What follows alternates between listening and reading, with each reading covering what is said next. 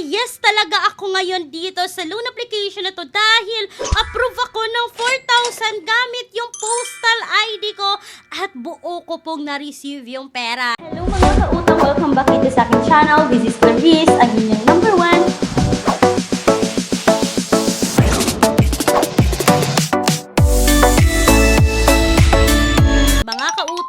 Sa loan application na to, kung kayo ay ma-decline dito, hindi kayo pasado sa kanilang loan evaluation, is mag-auto-decline siya. So kapag naman pasado kayo sa kanilang loan evaluation, automatic naman na mabibigyan kayo ng offer your credit limit. So yun yung nangyari sa akin, no?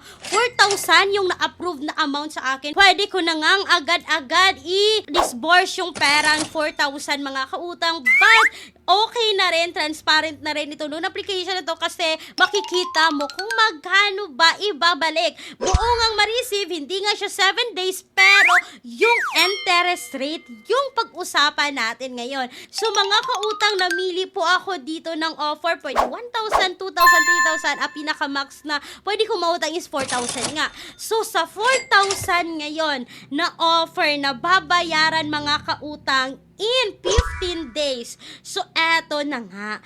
Babalik mo ng 5,793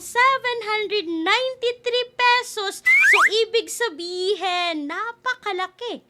1,793 yung tubo sa loob ng 15 days. At yung interest rate daw dito, makita mo ngayon dito sa screen, is 439.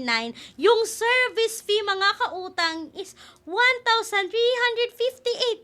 So, malaki yung service fee, pero medyo mababa lang yung interest rate. All in all, mga kautang, malaki talaga siya. Hindi lang tayo dapat magsistick sa interest rate. Dapat sabihin din natin yung service fee para aware kasi mga kautang, yan naman lahat talaga yung babayaran mo pagdating ng 15 days. At itong loan application na tong si T-Cash, mga kautang, na under ng TechWang is 7 days ito before. Nagbago lang, naging 15 days.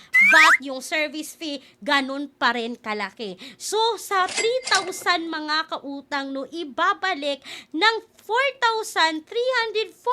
So, ibig sabihin, 1,343 ang tibuok charges, all charges, total charges in 15 days. Yung interest lang dito is 329.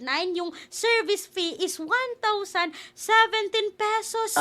So mga kautang, nakakaloka, nasya-shock talaga ako, nang bilog yung mata ko, nang laki yung mata ko sa pagkakita ng service fee sa loan application na to, no? Okay lang sana yung interest rate. Okay siguro siya kasi buo naman ma-receive. Pero for me, hindi pa rin reasonable mga kautang. Pero nasa sa inyo pa rin yan kung utangan nyo. Kitang-kita naman lahat ng details bago nyo i-proceed yung pag-utang dito kay T-Cash, mga kautang. At eto na nga, no, sa 2,000 na offer mga kautang, pwedeng bayaran ng 2,896. Yung ma-receive mo dito is buo, yes, digit. Yung interest is 219. Yung service fee is 679. In 15 days pa rin mga kautang. So, yung grinab ko talaga dito, no, sinubukan ko lang talaga kung ma-approve ba ako, ma-receive ko nga ba yung pera. Yes, na-receive ko naman yung 1,000.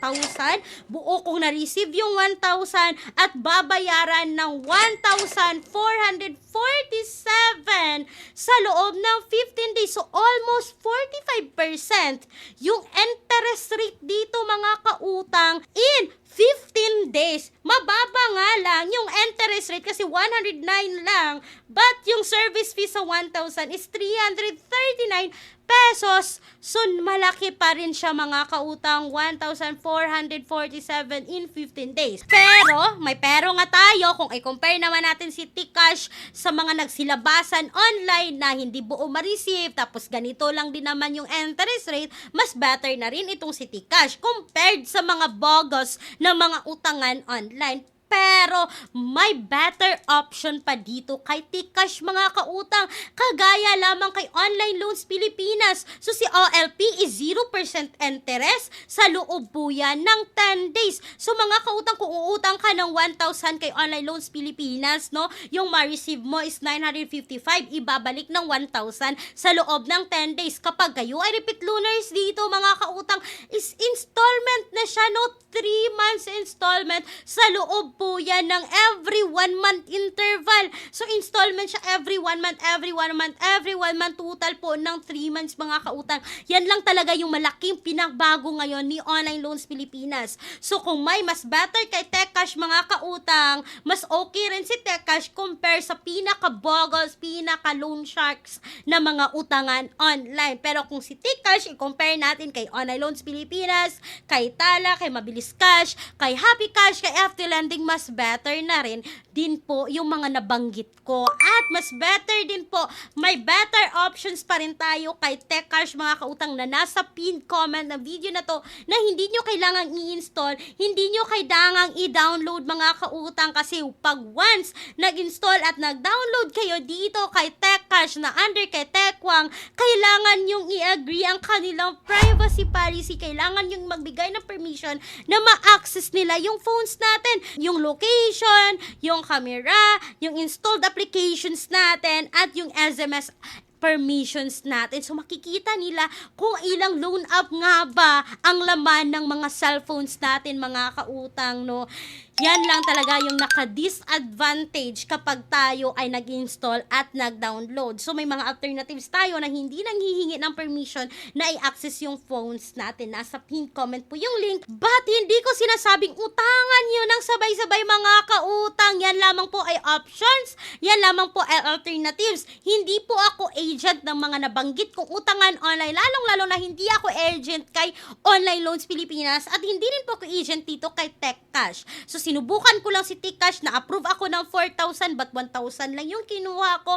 Buo ko na-receive yung 1,000, babayaran ng 1,447 in 15 days mga kautang. Kaya i-update ko kayo ulit mga kautang after the 15 days kung may pagbabago nga ba sa interest ni Tcash, kung magkano nga ba yung offer na pwede kong makuha dito.